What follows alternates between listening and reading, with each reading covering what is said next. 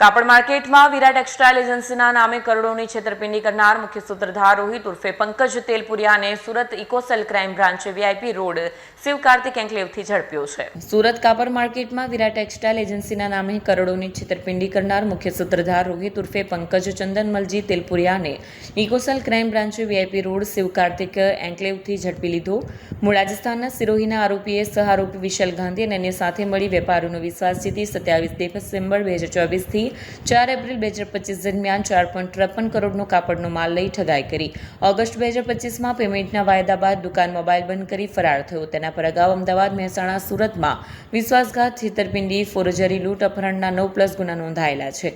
Saroli police સ્ટેશનમાં ગુનો દાખલ થતાં ઇકોસેલે તપાસ લીધી। કોર્ટે 7 દિવસનો પોલીસ કસ્ટડી રિમાન્ડ આપ્યો છે। માલની વેચાણી અને અન્ય આરોપીઓ વિશે સઘન પૂછપરછ ચાલુ છે। કેમેરામેન હકીમ શેખ સાથે વસીમ હાસમીનો રિપોર્ટ, આઝાદ ન્યૂઝ, સુરત। સુરત શહેર એ ટેક્સટાઇલના વ્યાપાર માટે સમગ્ર ભારતમાં ખૂબ જ પ્રખ્યાત છે અને સમગ્ર ભારતમાં અને અમુક દેશોમાં પણ સુરતમાં બનાવેલી પ્રોડક્ટો એક્સપોર્ટ પણ થતી હોય છે અને આવા જ કારણોસર ઘણી વખત વ્યાપારીઓ સાથે ખોટી ઓળખાણ આપી અને લલચામણી ઓફરો આપી અને છેતરપિંડી અને વિશ્વાસઘાતના ગુના પણ બનતા હોય છે। એવા જ એક કિસ્સામાં હાલના ફરિયાદીશ્રી સાથે આરોપી રોહિત તેલપુરિયાએ કુલ 4.53 કરોડની વિશ્વાસઘાત આપી અને ટેક્સટાઇલનો માલ લઈ અને છેતરપિંડી કરેલ। જે અનુસંધાને ગુનો દાખલ થયા બાદ તપાસ દરમિયાન આરોપી મળી આવતા તેની ધરપકડ કરવામાં આવી છે। આરોપી હાલ રિમાન્ડ ઉપર છે અને આરોપી સાથેના અન્ય આરોપીઓની પણ હાલ તપાસ તજવીજ ચાલુ છે। સર, આરોપી કઈ રીતે છેતરપિંડી કરતો હતો અને એનું શું હતી? આરોપી પોતે વ્યાપારીઓ પાસે જઈ અને પોતાના અલગ અલગ નામ આપતો હતો, અલગ અલગ વિઝિટિંગ કાર્ડ પણ આપતો હતો અને ત્યારબાદ વિશ્વાસમાં લઈ ભાવ હોય એનાથી કદાચ થોડો ઘણો વધારે ભાવ પણ ઓફર કરી અને તાત્કાલિક ખૂબ જ ક્વોન્ટિટીમાં માલ પોતે લઈ લેતો અને એ માલ પોતે બારોબાર સગવડ કરી અને પૈસા રોકડા લઈ લેતો હતો। સર, આગળ આરોપી પકડાયો છે? આપણે ત્યાં આરોપી આની પહેલા વિકી ઉર્ફે વિશાલ ગાંધી પણ ધરપકડ થઈ ચૂકી છે અને આ ગુનાનો જે મુખ્ય આરોપી કહી શકાય એ રોહિત તેલપુરિયાની ધરપકડ કરવામાં આવેલ છે।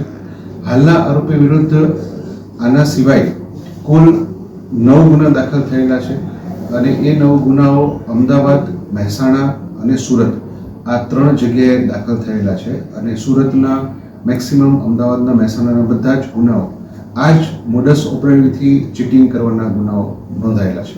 સર, આરોપી માલ લેતો હતો, કોને આપતો હતો અને કઈ પ્રકારે આખું ચાલતું હતું આ કામકાજ? આરોપી પોતે માલ અલગ ઓળખાણ આપી ખોટું નામ ધારણ કરી અને અન્ય વ્યક્તિના નામે જીએસટી રજિસ્ટ્રેશન જે ફોર્મ હોય એ ફોર્મ ઉપર પોતે માલ મેળવી લેતો હતો અને ત્યારબાદ રજિસ્ટ્રેશનમાં જે એડ્રેસ બતાવ્યું હોય એ સિવાયના અન્ય એડ્રેસ ઉપર પોતે માલ મંગાવી અને ત્યાંથી પોતે બારોબાર માલ મેળવી લેતો હતો। સર, સુરતમાં કેટલા વેપારીઓ સાથે ઠગાઈ કરી છે અને હાલ જે અમારી પાસે જે ફરિયાદ છે એ ફરિયાદ મુજબ કુલ ફરિયાદી તથા અન્ય 3 સાહેબો સાથે એને છેતરપિંડી, વિશ્વાસઘાત કરેલો છે। એના વિરુદ્ધમાં અગાઉના આવા જ પ્રકારની મોડસ ઓપરેન્ડીવાળા 9 ગુના નોંધાયેલા છે।